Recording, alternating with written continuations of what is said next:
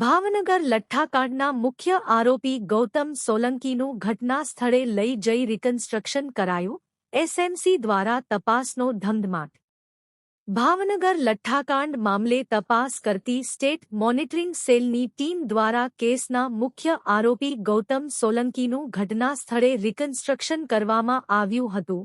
ની ટીમ મુખ્ય આરોપી ગૌતમ સોલંકી, રઈશ તેમજ અન્ય બે આરોપીઓને સાથે રાખીને તેના ઘરે પહોંચી હતી અને સમગ્ર ઘટનાનું પર્દાફાશ કરવા માટે સ્થળ તપાસ હાથ ધરી હતી.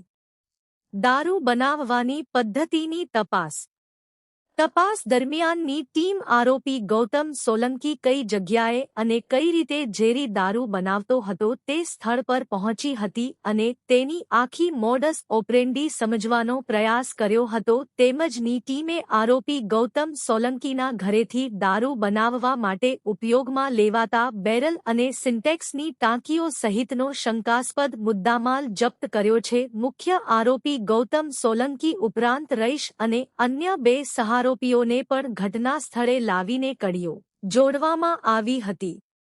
આગામી સમયમાં સ્ટેટ મોનિટરિંગ સેલની આ સઘન તપાસ કયા નવા વળાંક પર જઈને અટકે છે અને આ કૌભાંડમાં સંડોવાયેલા અન્ય કયા મોટા માથાઓ સિંકજામાં આવે છે તે જોવું રહ્યું.